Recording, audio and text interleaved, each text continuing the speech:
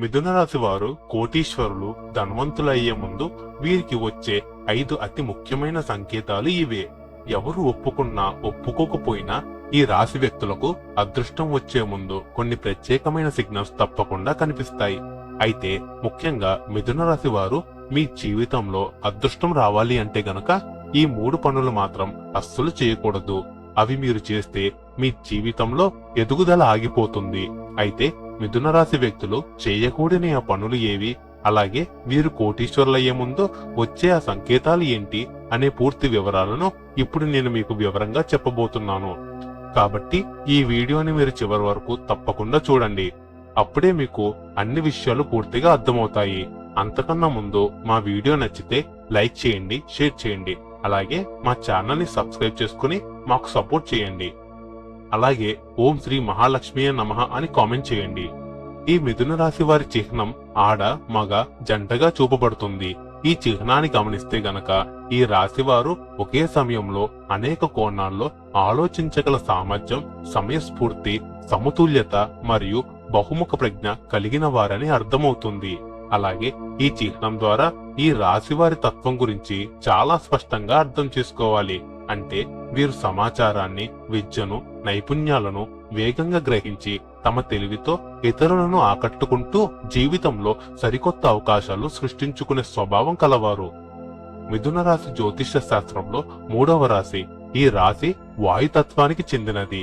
అందువల్ల ఈ రాశి వారు నిమిషాల్లో కొత్త ఐడియాలు తెచ్చేవారు. మాటలతో ఇతరులను మంత్రముగ్గులను చేసేవారు.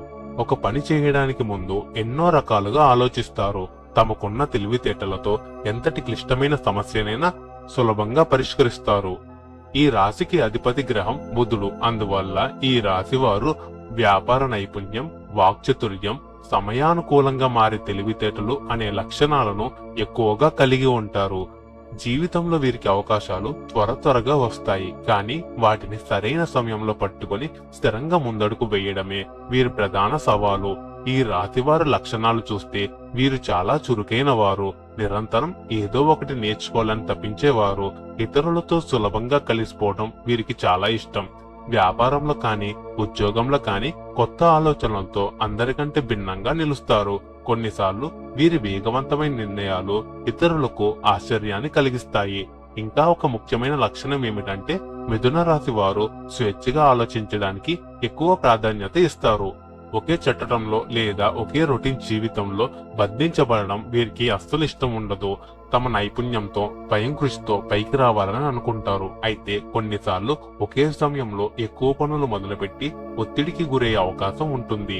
స్నేహాలు, బంధాల విషయంలో ఈ రాశివారు చాలా ఆప్యాయంగా, మర్యాదగా ఉంటారు. సంభాషణలతో ఎదుటివారు మనసు గెలుచుకుంటారు. కానీ వీరి నమ్మకానికి భంగం కలిగితే మాత్రం చాలా చాకచక్యంగా అక్కడి నుండి తప్పుకుంటారు.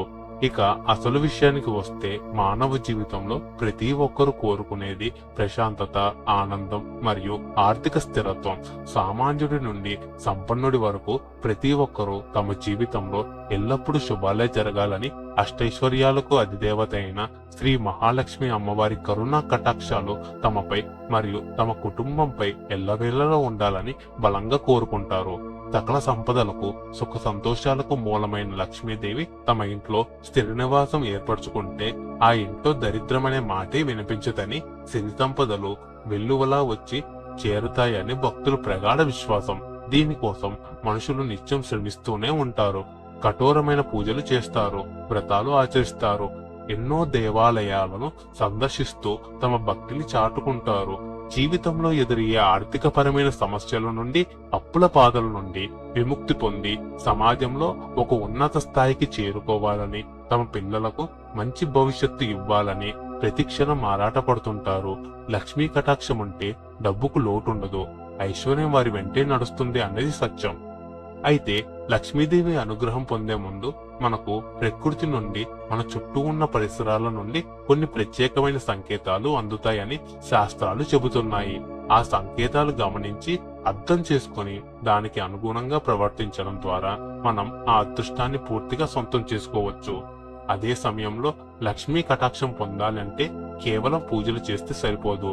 మన నిత్య జీవితంలో మనం చేసే పనులు, మన అలవాట్లు కూడా చాలా కీలకం. కొన్ని రకాల పొరపాట్లు లేదా అశ్రద్ధగా చేసే పనుల వల్ల సాక్షాత్తు లక్ష్మీదేవి ఆగ్రహించి ఆ ఇంటి నుండి నిష్క్రమించే ప్రమాదం ఉంది. మనం చేసే చిన్న చిన్న తప్పులే మనల్ని అదృష్టానికి దూరం చేస్తాయి. లక్ష్మీదేవి స్వతహాగా చంచల స్వభావం కలది. ఆమె ఎక్కడ పరిశుభ్రత, పవిత్రత మరియు ధర్మం ఉంటాయో అక్కడే నిలుస్తుంది. ఎంత కష్టపడినా చేతిలో డబ్బు నిలవడం లేదు అంటే దానికి ప్రధాన కారణం మన ఇంట్లో మనం తెలియకుండానే మనం పాటించని వాస్తు నియమాలు లేదా ఆధ్యాత్మిక నియమాలే అయి ఉంటాయి. సిరి సంపదలు మన ఇంట్లో స్థిరంగా ఉండాలంటే, లక్ష్మీదేవి మన ఇంటిని విడిచి వెళ్ళకూడదు అంటే కొన్ని పనులను ఖచ్చితంగా మానుకోవాలి. అందులో ముఖ్యమైనది చీపురు వినియోగం. హిందూ ధర్మశాస్త్రాల ప్రకారం చీపురును సాక్షాత్తు లక్ష్మీ స్వరూపంగా భావిస్తారు.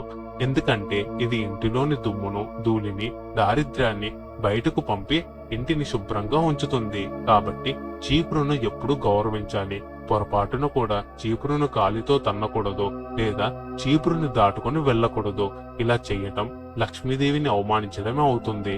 చీపురును ఉంచే ప్రదేశం విషయంలో కూడా చాలా జాగ్రత్తలు పాటించాలి. చీపురుని ఎప్పుడు ఇంటికి వచ్చే అతిథులకు లేదా బయట వారికి కనిపించేలా పెట్టకూడదు.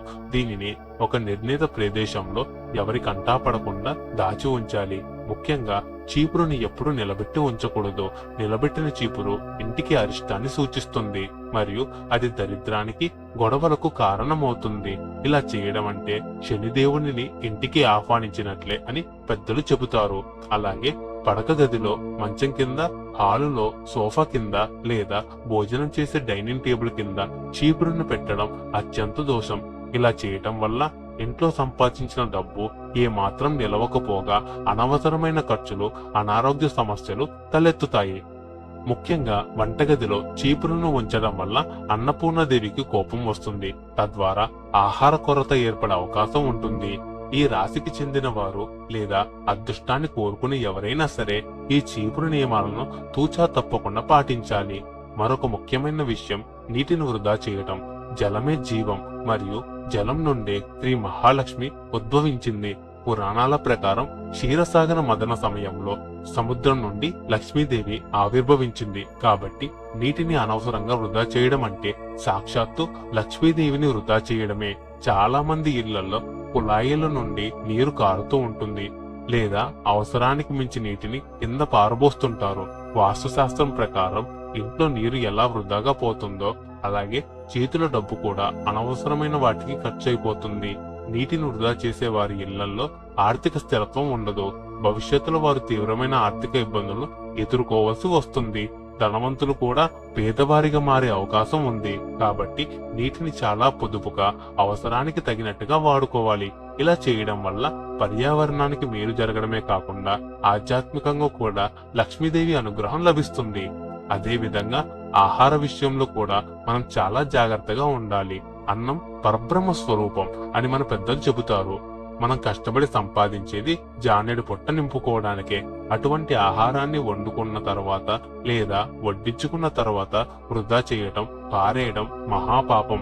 అన్నాన్ని వృధా చేస్తే అన్నపూర్ణదేవి మరియు లక్ష్మీదేవి ఇద్దరూ ఆగ్రహిస్తారు. తిండి గింజలను ఎవరైతే అగౌరవపరుస్తారో వారి ఇంట్లో సిరి సంపదలు నిలవవు. ఆహారాన్ని వృధా చేయడం అంటే మన ఇంటి నుండి లక్ష్మిని మనమే స్వయంగా బయటకు పంపినట్లు లెక్క. కాబట్టి ఆహారాన్ని వండేటప్పుడు మరియు తినేటప్పుడు ఎంతో గౌరవభావంతో ఉండాలి.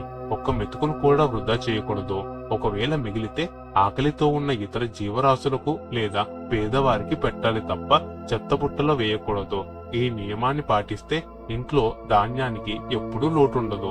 ఈ రాశి వ్యక్తులు లేదా ఎవరైతే లక్ష్మీ కటాక్షాన్ని కోరుకుంటారో వారు కష్టపడే తత్వాన్ని కలిగి ఉండాలి.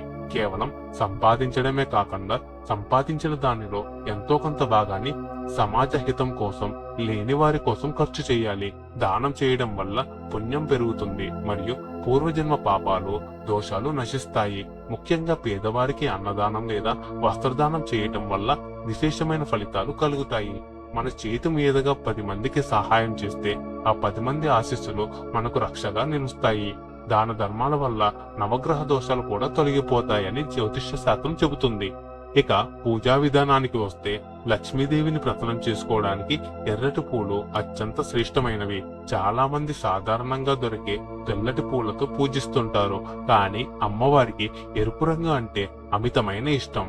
మందార పూలు, ఎర్రటి గులాబీలు లేదా బంతి, చామంతి వంటి పూలతో అమ్మవారిని అలంకరించి పూజిస్తే ఆమె త్వరగా కరుణిస్తుంది. ఎరుపు రంగు శక్తికి, సౌభాగ్యానికి ప్రతీక కాబట్టి ప్రతి శుక్రవారం లేదా మంగళవారం అమ్మవారికి ఎర్రటి పుష్పాలతో అర్చన చేస్తే అతి త్వరగా లక్ష్మీ కటాక్షం సిద్ధిస్తుంది.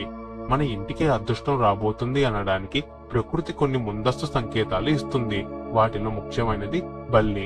సాధారణంగా బల్లిని చూస్తే భయపడతాం, కానీ శాస్త్రం ప్రకారం ఇంటి గోడ మీద ఒకేసారి 3 బల్లులు కనిపిస్తే అది లక్ష్మీదేవి రాకకు బలమైన సంకేతం.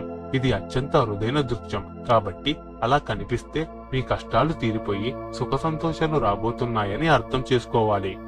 అలాగే పక్షులు మీ ఇంటి ఆవరణలో గూడు కట్టుకోవడం కూడా చాలా మంచి శకునం. పక్షులు ఎక్కడైతే సురక్షితంగా భావిస్తాయో అక్కడ సానుకూల శక్తి ఉంటుంది. అటువంటి గూళ్లను పొరపాటున కూడా తొలగించకూడదు, వాటికి హాని తలపెట్టకూడదు. అలాగే చీమల కదలికలు కూడా భవిష్యత్తును సూచిస్తాయి. ఇంటి పరిసరాల్లో నల్ల చీమలు గుంపులు గుంపులుగా ఒక వరుస క్రమంలో వెళ్తుంటే అది ఐశ్వర్యానికి సంకేతం. త్వరలో మీకు అకస్మాత్తుగా ధనలాభం కలగబోతుందని అర్థం. అదే ఎర్ర చీమలు కనిపిస్తే మాత్రం కాస్త జాగ్రత్తగా ఉండాలి. అవి గొడవలకు లేదా ధన నష్టానికి సూచనలు కావచ్చు. నల్ల చీమలకు పంచదార లేదా ఆహారం వేయడం ద్వారా శని దోషాలు తొలగిపోతాయి. కేవలం బయట ప్రపంచంలోనే కాకుండా మన కళల ద్వారా కూడా దైవం మనకు సంకేతాలు పంపిస్తుంది. కొన్ని రకాల కళలు వస్తే మీకు అదృష్టం పట్టబోతుందని అర్థం. ఉదాహరణకు కళలో తులసి మొక్క కనిపించడం లేదా తులసి మొక్క యొక్క చుట్టూ బల్లులు ఉన్నట్లు కనిపిస్తే సాక్షాత్తు లక్ష్మీదేవి మీ ఇంటికి రాబోతుందని సంకేతం. అలాగే చేతిలో విపరీతమైన దురద పెట్టినట్టు అనిపిస్తే చేతికి పెద్ద మొత్తంలో డబ్బు అందబోతుందని అర్థం. కలలో పాము కనిపించడం సాధారణంగా భయాన్ని కలిగిస్తుంది, కానీ కొన్ని సందర్భంలో అది శుభసూచకం. ముఖ్యంగా 2 తలల పాము కలలో కనిపిస్తే అది విపరీతమైన రాజయోగాన్ని, అదృష్టాన్ని సూచిస్తుంది. అలాగే కలలో గుడ్లగూబ, ఏనుగు, శంఖం, చీపురు లేదా గులాబీ పూలు కనిపించడం ఐశ్వర్య ప్రాప్తికి నిదర్శనాలు. ఏనుగు గింకారంతో మీ ఇంటి వైపు వస్తున్నట్లు కల వస్తే మీ కీర్తి ప్రతిష్టలు పెరుగుతాయని అర్థం.